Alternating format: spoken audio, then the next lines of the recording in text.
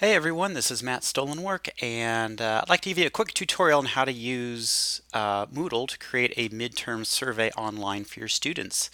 And to do this, we're going to use the questionnaire activity. So to add it to your course, of course, first you open up your course, which is what I have right here, and then make sure you have editing turned on. And what you're going to do now is you're going to add the activity in the location you want. So I'm going to skim down real quick down to where I want it to go. I'm going to put it under assignments, even though it's not going to be graded. And I'm going to add it right here. So I can choose add an activity or resource. And then I'm going to choose the questionnaire activity, which is right there. Choose the add button.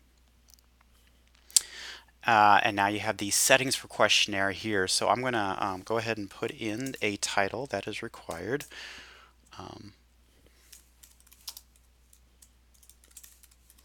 And then I'm going to put a description. So for a description, you want to make sure to let your students know what the survey is about, who's going to use it, and how it's going to be used. So I put mine right there. And then I'm going to go through the rest of the settings here. I leave this blank. I don't need that. For timing, if you want to have an open and close date, you can do that here. I just ignore that. For response options, I really only want students to respond once to it, so I'll choose respond once. For respondent type, I'm going to make it anonymous. That way students feel pretty safe about, can be a little more honest about their responses. Um, Let's see. We're here. It says students can view all responses. I've already set Moodle for the entire site so that students can't see responses. So it doesn't matter what you choose here. When students complete the questionnaire, they're not going to see responses, their own responses or anyone else's. So you don't need to worry about that. If for some reason you do create a questionnaire where you do want students to see everyone's response, let me know and I can show you how to switch that on for your course or just for a single assignment. For save and resume answers, I usually just keep it no. That way it keeps it simple, and students don't forget to submit it. If they leave, save and leave, they won't forget to come back and finish it. Allow branching questions since this is a simple survey. There's no need for that. Auto numbering, it's all going to be on one page, so I leave it. This doesn't matter. I'll just put no. It doesn't matter what you choose. You can just leave it blank. For submission grade, of course, I put no grade. But if you, we'll save that for another time. But since this is just an evaluation, there's no need to grade it.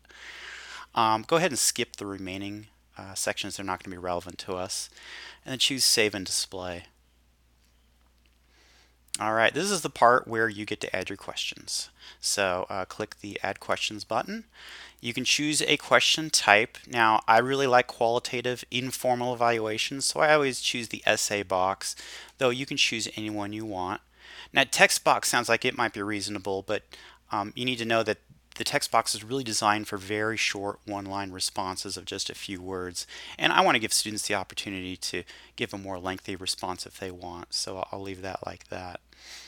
So I'll choose Add Selected Question Type, and it gives me some options for that. You can leave question name blank unless you plan to export the results to a spreadsheet, and that's very unlikely for text responses, so I would just leave that blank. For responses required, I choose no. You can choose to put yes for selected questions, but I'm just going to choose no for all of mine. You can leave the format as HTML editor. 5 lines is a good input box size. You can add more lines, but students can do that too. If they have a response that's going to be longer than 5 lines, it'll just create a scrolling box or an expandable box.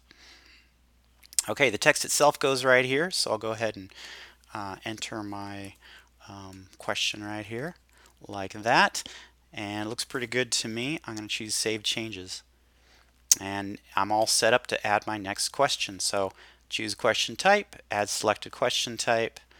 All this stays the way it is. I add my next question here.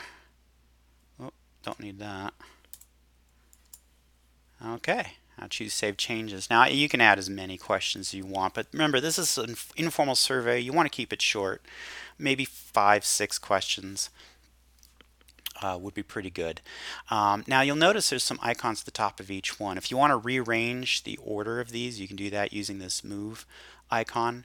You can go into like change the text or other attributes of a question by choosing this edit icon. You can delete the question here. If you want to change it from a not required to required, you can just toggle this button right here. But I'll just say that mine is good the way it is. Now there's some tabs up here for more options. There's really no need to go into advanced settings. That's not necessary for this. But preview might be nice to look at. You get to see it how students are going to see it, like that. You can actually add your own and then submit a preview if you'd like. And then over here, this last tab is pretty nice. If you want to make, create some kind of assurance that everybody submits a survey, you can find out who haven't responded to it yet in this list, and you can send a message to them if you want, which is pretty cool, and just send it to them. Now I would make sure to include in the message the fact that these are anonymous. You don't know whose responses are whose, you just know who hasn't turned one in. That lets them make sure that they can still turn them in anonymously. Okay, so I have this assignment all set up. I'll go back to the course so I can see what it looks like down here. There it is right there, midterm survey. Now you can announce this in class if you have a classroom course, and then show them the location in Moodle and say, hey, make sure you fill this out, and send them reminders if they don't.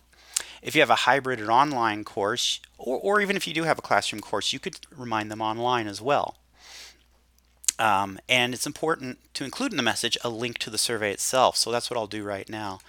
I'll click on the survey so I can actually get the link. The link is going to be in the URL, and unfortunately it's way up here above my screen. But what you do is you copy the entire URL. So I've actually copied it. Remember, it's that URL bar at the top. And then what I can do is just create an announcement for everyone. So I'll go back to my course, to the announcements in my course, which is down at the bottom. There it is, announcements right there. I click on that. Add a new topic. Type a subject. I can paste the link there and just tell students, be sure to complete this by a certain date so that you can use it to help you with the rest of your course. That's it. Now you can just wait for the students to submit their questionnaires. You'll get notifications of each of them, and then you can view them within the questionnaire itself. If you have any questions, feel free to send them to me, and I'll be happy to help you out. So till the next time, enjoy.